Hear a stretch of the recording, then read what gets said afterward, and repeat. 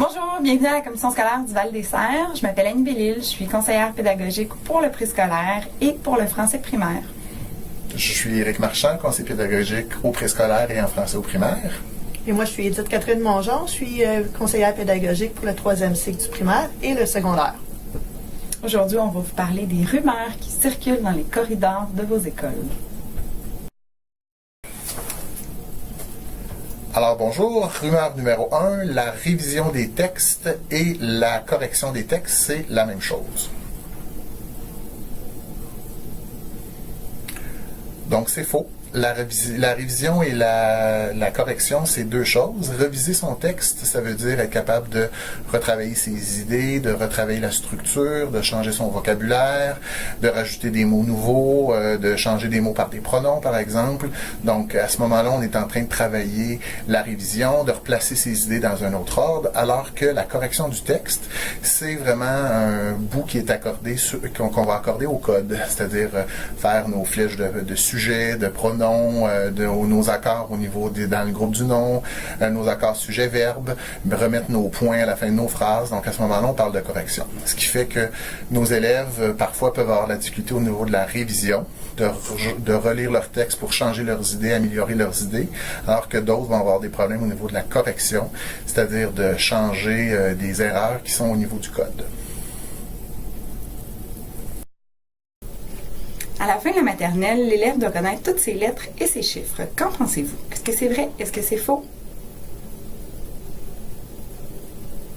C'est faux.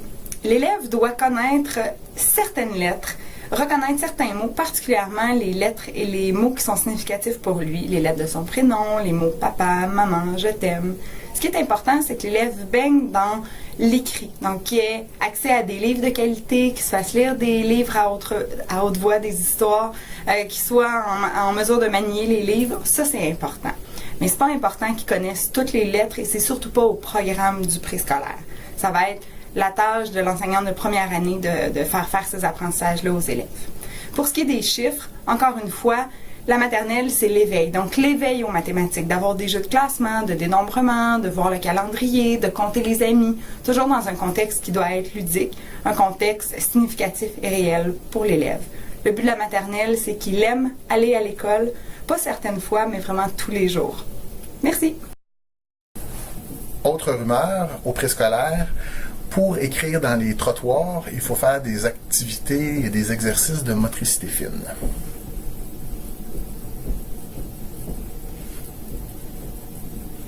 Donc, encore là, c'est faux. Idéalement, les trottoirs ne sont pas travaillés au préscolaire. Les enfants doivent apprendre, avant de pouvoir exécuter de l'écriture au niveau de la motricité très fine, écrire dans un trottoir, nos élèves ils doivent apprendre à travailler la motricité globale dans les grands axes du corps. Donc, être capable de travailler au niveau des épaules, au niveau du coude, au niveau des hanches.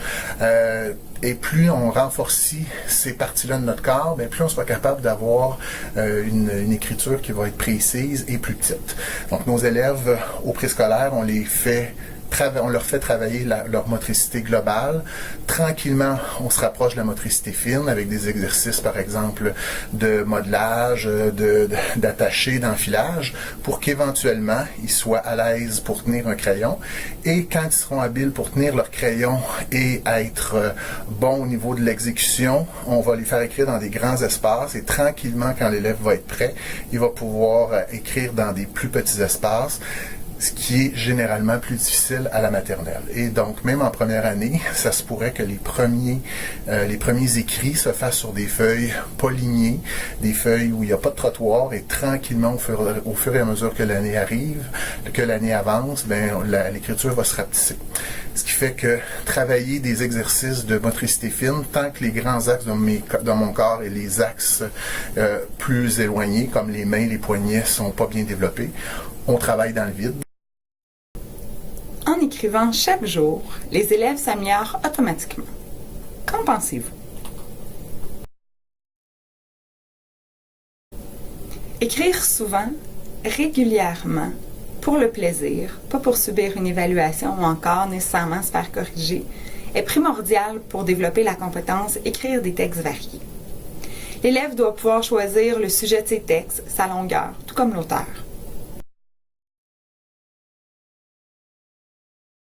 Ceci étant dit, pour que l'élève apprenne à écrire des textes qui ont du style, de la personnalité, qu'il soit capable d'organiser ses idées, etc., il doit absolument y avoir un enseignement sur des objets d'apprentissage ciblés de la part de l'enseignant. L'élève doit pouvoir vous voir écrire dans des contextes réels. L'élève doit avoir l'occasion d'écrire de 30 à 40 minutes par jour idéalement pour pouvoir mettre en pratique les enseignements qu'il va avoir reçus de votre part. Pour y arriver, vous allez devoir l'accompagner dans ses apprentissages, faire de l'étayage. Donc, c'est poser des gestes pour accompagner l'élève jusqu'à temps qu'il maîtrise ce que vous lui avez enseigné. C'est en forgeant qu'on devient forgeron. C'est en écrivant qu'on devient écrivain ou bon scripteur. Encore faut-il être en contact avec des textes modèles, des experts qui écrivent pour vrai et être accompagné dans ces apprentissages-là. Alors, une rumeur qu'on entend souvent au secondaire, c'est qu'il faut travailler l'orthographe dans des contextes réels de communication en plaçant les textes au cœur de cet enseignement.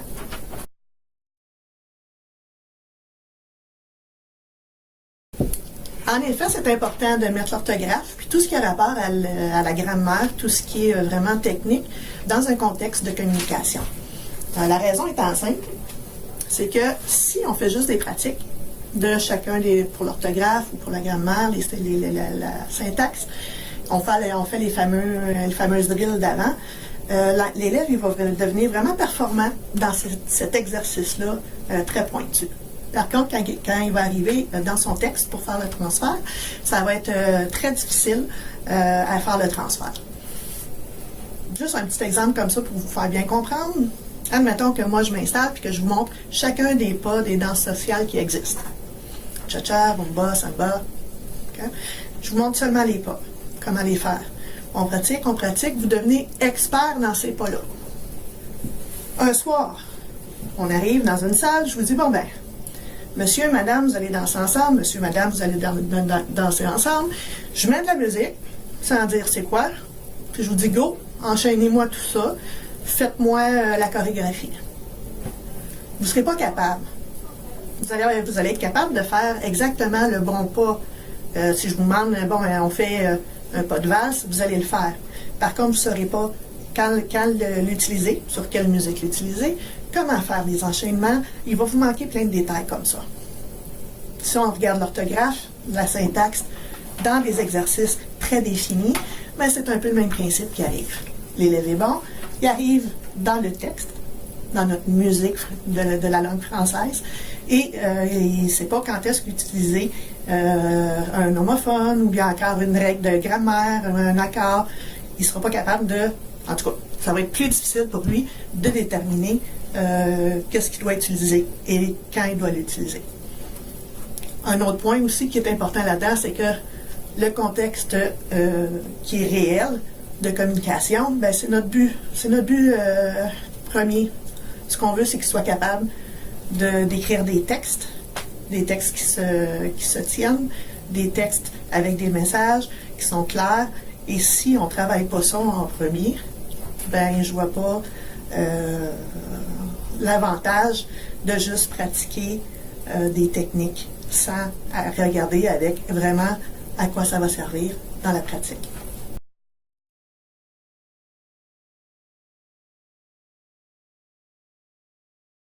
Comme nous avons beaucoup de plaisir à travailler ensemble, nous vous souhaitons une magnifique année à travailler avec vos collègues, vos élèves, à leur faire apprendre des choses, à leur enseigner.